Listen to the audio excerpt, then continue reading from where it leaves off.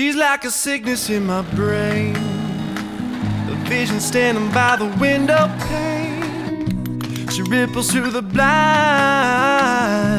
and leaves me in. Hello everybody, welcome back to my channel, and thank you for joining me for another installment of Coffee and Crime Time. So an update on the Madeleine McCann series. I said I was only going to watch one episode a day. That's all I could manage. But I did fit in an episode last night, episode 2, when I was getting ready for bed. And then I watched another episode, episode 3, this morning when I was at the gym on the treadmill. So I'm actually glad I was able to watch those 2 episodes back to back because they tie in a lot with each other and they have similar kind of nuances that I'm glad I was able to watch them together so we can talk about them. With that being said, I am starting to see, especially in episode 3, that the documentary is kind of stemming out from its original pro-McCann stance. It's probably just following the normal progression of the case because in the beginning, nobody really suspected the McCanns. They began to start suspecting them later on, and we'll get to that. So I did get my coffee after the gym, and that is why I'm not brewing it today, but I will probably make another coffee in a couple of hours because it's Sunday. It's a big work day for me. Again, I have to finish up some research because I really want to record part 1 of my next video tomorrow. It's not a Mystery Monday, so it's not going up on Monday. It's probably going to be midweek, and I think this next video is going to be in 2 or 3 parts. It's the first installment of my Serial Killers series, so I'm really excited. And the person that I chose for this first installment, I think it's gonna surprise you guys. It's not one of the most well-known ones. It's not one of the most popular ones. I was going back and forth thinking I was gonna do Ted Bundy, and then I decided to go with this person, so I'm not gonna spoil the surprise, but I've been researching a lot, and it's gonna be a longer video, so it's gonna be broken up into either 2 or 3 parts, so you'll get like 3 videos next week, but it just won't be on Monday. Now let's talk about episode 2 of the Madeleine McCann series. And this essentially was an episode that I think was an effort to make the Portuguese police department look like they had in some way been neglectful of this case. They talked about how the scene wasn't really roped off. The journalists were like, we could have just walked in at any time. They talked about how the population of Praia de Luz at that point had been growing and the police force wasn't really growing with it, so they didn't have as many people on the ground as they really wanted to, as they needed to have to cover everything that was going on. And they also talked about the e-fit that they made from Jane Tanner's description. So if you watch my Madeleine McCann videos, I gave Jane Tanner a lot of heat because honestly, I thought, in my opinion, that she lied about quite a bit. So she had seen somebody walking the night Madeleine got kidnapped, and he was holding a child. And it turned out this guy was just another tourist bringing his kid back home from the daycare, the night daycare that the McCanns and their friends had chosen not to use. But she thought maybe I was seeing Madeleine being kidnapped, and she gave the description of this man to the police, and it pretty much was the worst description ever. She had nothing. They said it was an oval-shaped face with no distinguishing features, like no eyes, no nose, nothing, and then hair. So it was basically an oval shape with hair. And Kate McCann was a little upset by this e-fit and upset that they published it. She described the e-fit as being an egg with hair, and why would they even publish that? How pointless is it? Well, they published it because they didn't have anything else to go on. They published it because it was a lead, and they were hoping that even if one person saw it and recognized somebody they knew, and that they would have a lead. And just the fact that she was so offended by it, it kind of shows how judgy and how unwilling she was to try every avenue to find her daughter, in my opinion. In episode 3, they do talk a little bit about how that e-fit transformed from an egg with hair to a pretty distinguishable person in the e-fit because Jane Tanner's memory just got better and better with time, which is actually the opposite of the way the memory works. As we move further away from the event, our memory gets worse about the event. But somehow Jane Tanner has this kind of opposite way for her memory to work, opposite from anybody else in the world. And as she moved further away from the night of Madeleine's disappearance, her recollection of the person she saw carrying the child that she thought might have been Madeleine, it just got better, and she was able to give a better description. Now, it was clear to me that Praia da Luz, the officials there, and the Portuguese government in general were probably concerned about what kind of effect Madeleine's disappearance was going to have on tourism, which is a big chunk of their revenue. They wanted to be very clear that Praia da Luz was a safe place, that things like this didn't happen every day, that this was an outstanding occurrence, and people were obviously scared. People who lived there, people who came to visit with their families, everybody was scared because if somebody had taken Madeleine, then they were still out there, and there could be this person or people out there just taking kids, and nobody wanted their kids to be taken. Enter Robert Murat. Man, they threw a ton of shade at Robert Murat in episode 2. I felt really bad because I did do a lot of research into Robert Murat during my research into my video, and I know that he was often dragged over the coals by other videos and people that I had seen looking into the case, but I found him to be pretty much innocent. A weird guy, yeah. Like, I think he was a weird guy. He lived in Portugal with his mom, and he was like 30. It's kind of strange that you're living with your mom when you're in your 30s. That was the strangest thing that I found about him, but the press, I didn't realize how annoying the press were in this case before watching this documentary. And that's something that I'm really glad I saw it because it gave me insight into how obnoxious the press were, constantly surrounding the police, constantly surrounding the McCanns, talking to anybody they could, trying to get something to print, because this was the biggest thing going. So the press were obnoxious, but apparently Robert Murat, who lived in Portugal, he spoke Portuguese and he had heard the McCanns were having trouble communicating with the PJ and vice versa, so he stepped in, because he lived right down the block with his mom. He stepped in as a translator to help out. Everybody in the town and the city were helping out. Everybody was out there doing their part. It wasn't like he was a random person who was like, oh, I gotta get close to this case. Everybody was trying to help. So he stepped in to help translate between the McCanns and the Portuguese police. And he would often talk to the press, and they said that they thought he was strange. There was something off about him, and then they all got together and they were like, yeah, there's something off about this guy. I don't even know. The amount of proof or evidence they had against him was minimal. Apparently, he had been trying to get some information on the case, but everybody was trying to get information on the case. And for the press to say this, like these journalists who were like, it's very odd. He's trying to get all this inside information on the case. Like, that's what you're doing. That's your job. That's what you're doing too. You're trying to get inside information on the case. Why is that strange? Sometimes people are just curious about these things. So they made him a suspect. He was like taken in for questioning forever. They searched his home, Casa Liliana, where he lived with his mother. They like excavated his lawn. It was insane. They took his computer software guy, like the guy who was building a website for him, into custody. His name was Sergei Malinka, I believe. Sergei was originally from Russia, and he had moved to Portugal to, try to make something of himself. He designed websites for a lot of different companies, and he was working on a website for Robert Murat. And apparently that night they'd had a phone call together. Neither one of them could remember what it was about. And then when they went into this guy Sergei's house, they took a bunch of hard drives and computers, and I guess they found some questionable things on the computers, which he claims in the documentary he cannot speak about. And he claims that the police also can't prove where those questionable things came from because he had a lot of his clients' hard drives and things in his home because he was working on websites and stuff for them. And I really think Portugal did a good job on this case, as good of a job as they could have done, given that the information they had was sometimes misleading. They weren't always getting the full story. I think they did as good of a job as they could have with what they were given.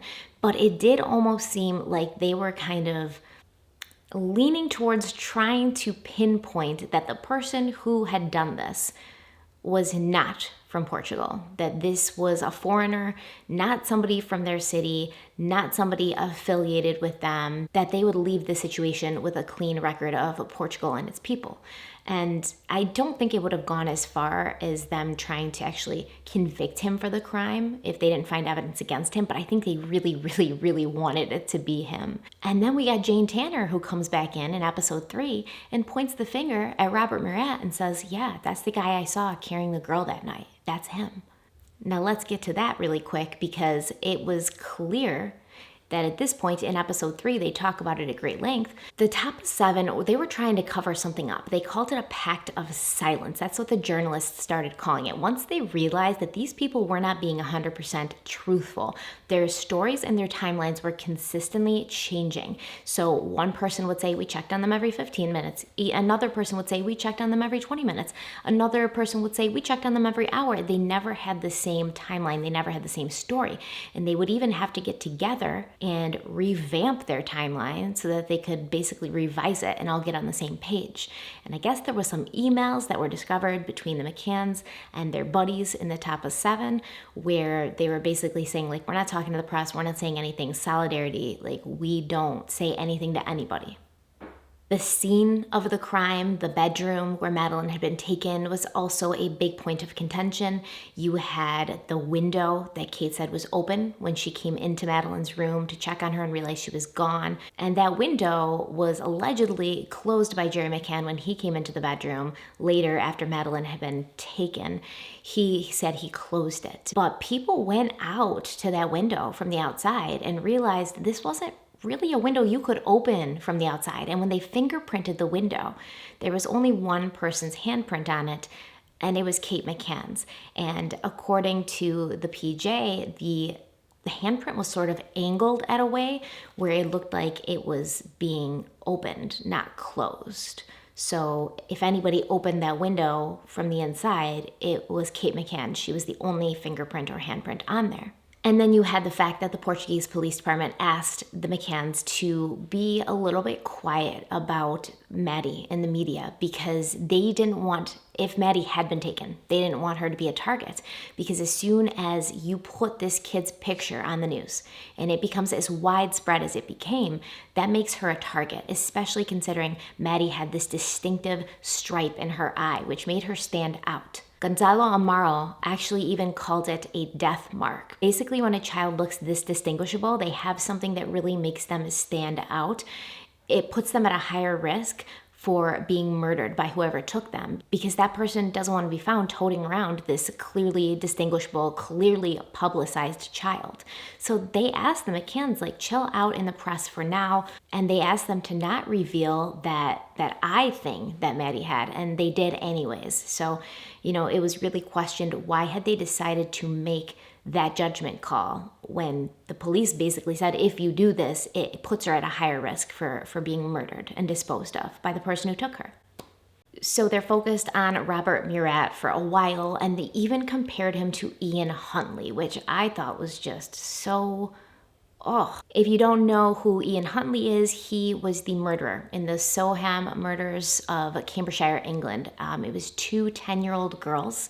And Ian was actually the caretaker of their school. And after they went missing, he was so public, acting as if he was trying to help, gave all these interviews to the media, said he had seen them that day, and if only I'd kept them here talking a little bit longer. So he was out there offering his help, making himself very visible. And the journalist compared Robert Murat to Ian Huntley because Robert was willing to help and was trying to be in the middle of it. And I just thought that was kind of uncalled for, but I understand you gotta sell papers, right? And then eventually you have people becoming a little agitated at the way that Kate and Jerry are acting. They're going on this tour basically from, country to country, just being public about their daughter being missing, which I understand. They visited with the Pope. They were flying on celebrities' planes. A lot of people in the documentary were like, no, they weren't trying to be famous. They were just trying to find their daughter and get as much publicity and as much coverage on it as possible. But a lot of people thought that it was weird that you would be flying around the world trying to get the word out there when you have 2 young children at home still that need you, when you should be banding together now as a family, maybe staying in Portugal where she was taken from in case she's found or she comes home. So a lot of people kind of were about that, and I get it. A lot of people didn't like Jerry McCann. He has this unlikable thing about him. He seems pretentious. He seems cold. He seems stuck up. He seems like he doesn't have the time for you. He seems like he's just, over it. Like, I'm too good for this. He's got this way of talking, which is very emotionless and very distant. And not personable. So a lot of people didn't like him. They didn't like Kate either. They thought as a mother, she was very cold. And then there was the whole washing Cuddle Cat thing. Guys, when she washed Cuddle Cat, when I found out she washed Cuddle Cat, I almost lost my mind. I almost lost it. And I want to talk really quickly about episode 3, something very important that was brought up. Now, they are trying to make it seem as if Madeleine may have been kidnapped for sex trafficking. They really pushed that. I think they've been building up to it in all 3 episodes. But in episode 3, it really came to a head. And it talks about this organization called the Wonderland Club. And this was a child trafficking ring, basically. And I don't want to get too deep into it because it's very upsetting. It's very disgusting. It's hard as a human being, much as a parent, to think about it. But there was this young man, he was 11, and he went missing from Portugal in 1998, I believe. Yes, his name was Rui Pedro, and he went missing in Portugal on March 4th, 1998. And all they found was his bike, essentially. And everybody was kind of agitated, especially the people who lived in Portugal. Like, why is Madeleine McCann getting all of this press? And you've got posters, and you've got people talking about it, and you've got interviews, and the press is all over. But Rui Pedro got none of that. And a Portuguese government official in the documentary actually said something like, as much money as we spent on the Madeleine McCann disappearance, for our own children who have gone missing here in Portugal, we haven't even spent 1% of that. So why? Why? Right? That's the big question. Not that Madeleine McCann shouldn't have gotten the press and the coverage she did. In my opinion, I think every child who goes missing should get that much press and coverage. We've got our government spending tons and tons and tons and tons of money on God knows what. We don't know. And yet, children get kidnapped every day, sold into sex slavery, transferred over state and country lines, and nothing's happening about that. Nobody's setting up a fund for that. Nobody's government-wise saying we need to start directing some of our resources into finding our innocent children. And Rui was one of these children who went missing, and his mother has been looking for him to this day. And when the Wonderland Club got found out and broken up and raided, they found, all these movies and CDs, and basically where there was videos of these children and what was happening to them. And so they took screen grabs of their faces so that they could be identified. And Rui Pedro was one of the 16 children who were able to be identified, but he still has not been found to this day. Police believe that he was killed after they used him for whatever they wanted to use him for, and who knows where he is or where his body is, and his mother will never know. But he didn't get any of that attention. His disappearance got none of the media and international attention that Madeleine's got. So what was different about Madeleine? A lot of the people in Portugal were a little salty about that, and you can't really blame them. I actually wanted to do a video on Rui Pedro because his story is so sad, and there's so much information, and there's so many different ways that it can be told, and it's important to get his story out there. It's important to talk about the kids that aren't Madeleine McCann, the kids that don't have the families who are connected in the British government, or who are able to board the celebrities' private jets so that they can fly from country to country and raise awareness. It's important to remember that all these children are sons and daughters, have people who love them, have parents who are desperately wishing and hoping still to this day that they come home. They all need to be given as much coverage as we possibly can. So if you guys have any cases like Rui Pedro's case, please send them to me, and I will make sure to get videos done on these children so we can get all their faces and all their stories out there. So maybe, something might happen, something might come of it. And if not, at least we can tell their story. So yeah, that's basically what episode 2 and 3 brought us. But I definitely feel like in episode 3, they went in on the McCanns a little bit more, so I'm excited to see what episode 4 brings. I thought they were going to skirt the issue altogether, and I was wondering how they were going to do that since the McCanns were named Arguidos and people of interest in the whole disappearance of their daughter. And I found myself, when I was researching, and still to this day, when I watch any coverage on the case, going back and forth between feeling like there's something really suspicious about the McCanns and then feeling really bad for them for even thinking that they were involved, because what if they weren't? What if they weren't? What if these are just two people who don't know how to show their emotions and they lost their daughter. And how would I feel if that was me? You know, I go back and forth, but I always land back on the, but there is something off about these people. There's something off about their story. There's something off about the whole situation. And when it comes to looking at a case like this, you kind of have to go with your gut sometimes.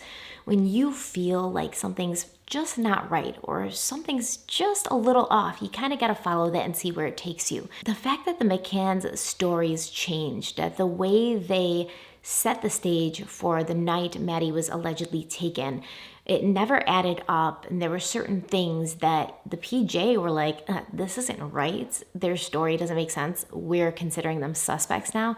It gives you pause before going ahead to say that they're innocent and they're just parents who lost their child. And it's in those pauses that we can sometimes find the truth. Plus, you know, they had to bring in Eddie and Keela in episode 3. Those are my dogs. Literally, Eddie and Keela are the most badass sniffer dogs ever. And they both, you know, like we talked about in my videos, they sensed something in that apartment and in the McCann's car. So Eddie and Keela have like amazing track records. They were trained impeccably. They could literally sniff blood or a decomposing body months after it wasn't there anymore. So I know this is a big funny thing when people say dogs don't lie, but dogs really don't lie. Like, this is what they're trained to do. This is their one job. They have no reason to lie. They have no reason to try to frame the McCanns for, you know, their daughter's disappearance or death. They have no loyalties to one government or the other. And these were British dogs too, so they weren't like Portuguese dogs. They have no reason to distort the truth like human beings sometimes can. So I always tend to trust the instincts of a dog more than a human. You know, I love dogs. I like dogs more than humans sometimes, a lot of the times. So that's my coffee update on the Madeleine McCann documentary. I know we didn't get to talk about anything else, but like I said in yesterday's Coffee and Crime Time, if you guys have something that's going on in the media as far as true crime goes or current events and you want me to cover it or talk a little bit about it so we can discuss it, please just email it to me and let me know, and I will try to fit it into the next days. So just remember, there's not going to be a Mystery Monday this week because I'm doing the serial killer series. And so this coming week, so today is Sunday, this is going to post on Monday. So you're probably going to see at least 2 videos post on Wednesday and Thursday. I hope. As long as I get my research done. I always want to tell you guys, I don't want to put out anything that hasn't been thoroughly researched. And I really like to get to the end so that I can make my own connections after I know everything. So I'm kind of, you know, still researching that. It's important for me that I give you the best content ever. Oh, and I did record my skincare and makeup favorites and what I've been using lately, so I'm going to post that this week too. I just have to edit it, but I'm going to post that this week. But I didn't want to post that before I posted my true crime video because I didn't want people to be mad that or feel like I had spent time on makeup and not spent time on true crime. I just didn't want to deal with that whole like hurricane in the comment section. So that's why that's on hold until a true crime video goes out, because I don't want anybody to think that makeup is more important to me than true crime. I love them both. All right, guys, have an amazing day. Happy St. Patrick's Day to you. I know it's not going to be St. Patrick's Day when you say it, but it is now. That's why I have a little green eyeshadow on. I will see you guys very soon. I plan on going live within the next couple of days, maybe Monday night, so maybe tomorrow night, which will be this day that this posts. It's so confusing. Anyways, stay kind and stay beautiful. I love you, and I'll see you tomorrow. It's in the way her body moves me, the way she grabs me and intoxicates, until the signals in my mind